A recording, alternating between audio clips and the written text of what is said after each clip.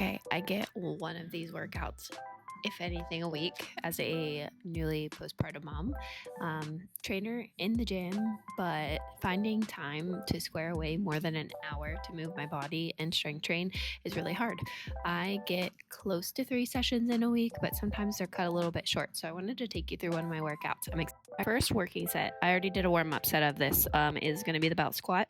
And now I have replaced my weight for my second working set. We're going to do 3.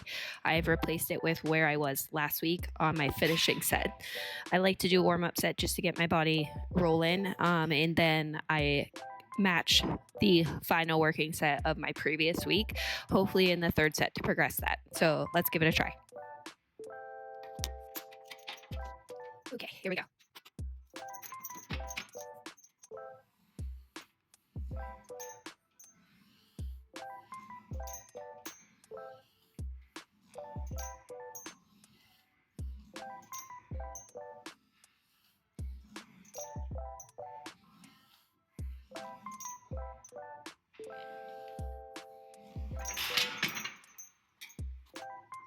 That felt extremely light today. I'm going to go heavier for my next set. Usually when it feels really heavy, I go up like 2.5 or 5. I think I'm going to go up 10. And for the way that I train currently, since I'm only in here 3 times a week, I do a upper lower. So I superset a lower body exercise with an upper body exercise. If you follow Jeff Nippard, he has talked about doing this as long as you're working opposite body parts. It is going to help muscle gain and cut time. My upper in this working set is seated row. I will take the weight up about 2.5 to 5 if it feels super heavy at the start, up 10 if it feels super light. And I start for this now that my body's kind of warmed up, right where I ended in my last week of training.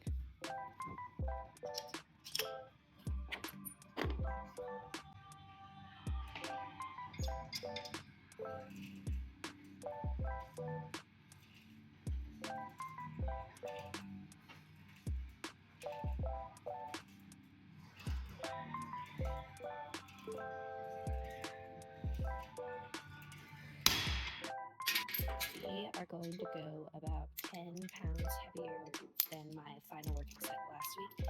Some things I really focus on when I progress up to a new weight is matching the same depth as the previous week, same tempo, and really trying to maintain proper technique.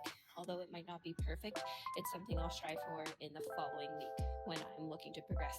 I want to have perfect technique, tempo, form, depth before I add weight.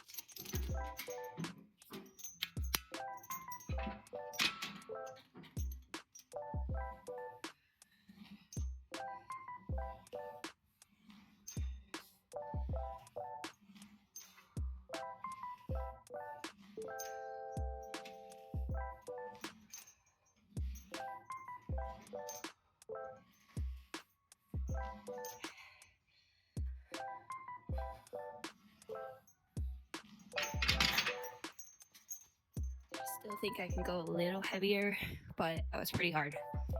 So I'm going to show you one more seated row. I'm going a little heavier, and I watched back my film, and my tempo was a little bit gnarly. It was a little too fast, a little bit too much momentum. So I'm going to try to slow that down a little bit.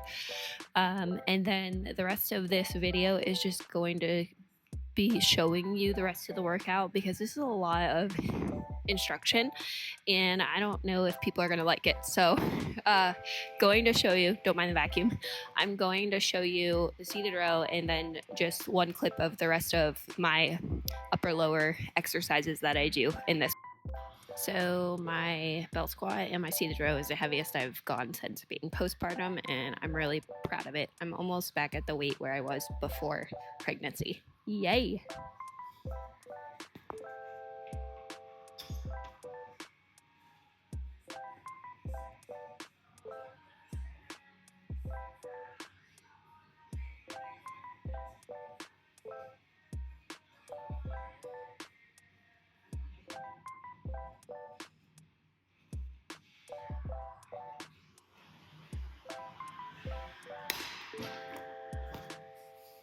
Much harder because I was heavier, but I thought my technique was way better.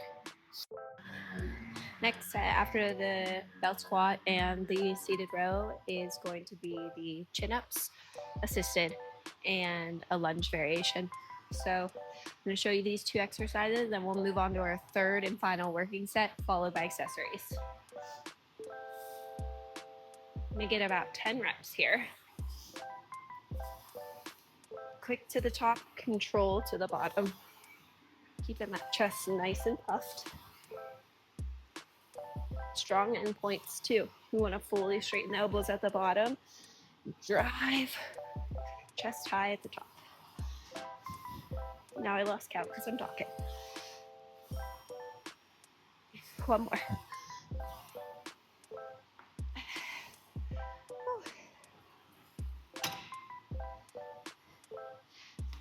Postpartum, I started those at like 100 pounds because they were so hard on my belly, like too much of a stretch, and now I'm at 40.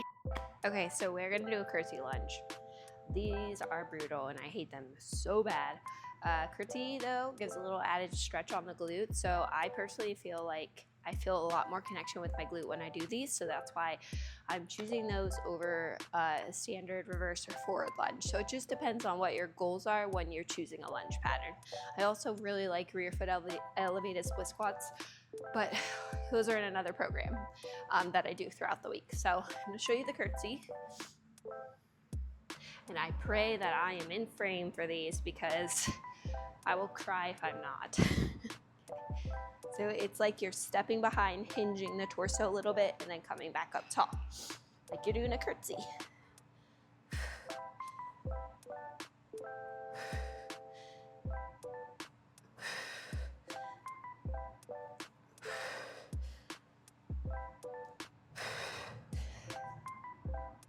Okay, and then I don't know why, I think it's because I'm tighter on this side.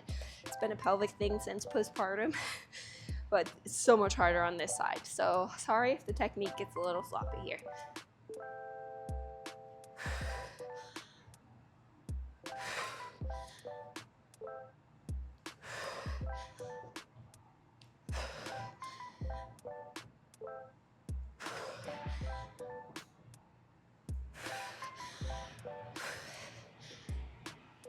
Okay, that was better than I thought.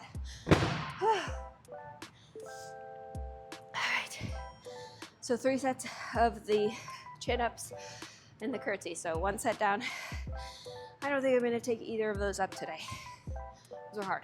Upper lower is the back extensions and the seated rear delt fly. Like I said, I'm not going to talk or explain how I progress through these 3 sets. I'm just going to show it to you.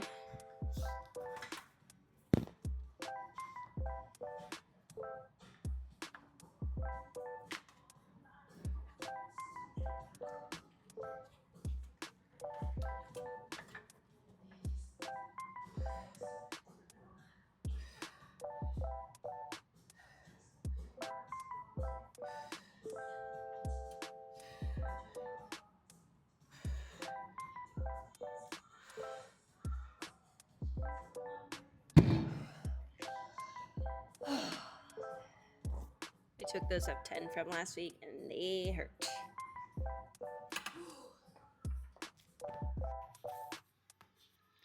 Big mistake with seated rear delt flies is that the back end point is too extended, which recruits a lot of back and not the rear delt, which is that small posterior deltoid muscle back here. So I always focus on my back end point while I do these. Ending right with the pinky in line with the shoulder, maybe a little bit more forward, maybe a little more back, depending on your body mechanics. When you find that connection with that rear delt, that's where you stop.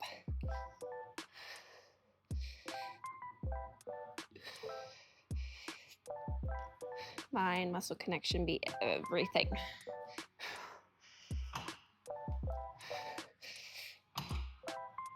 I finished this workout. I'm not gonna record it because I'm already low on time. Usually I can get through this entire workout without recording in a little bit over an hour, and I'm already at the hour mark.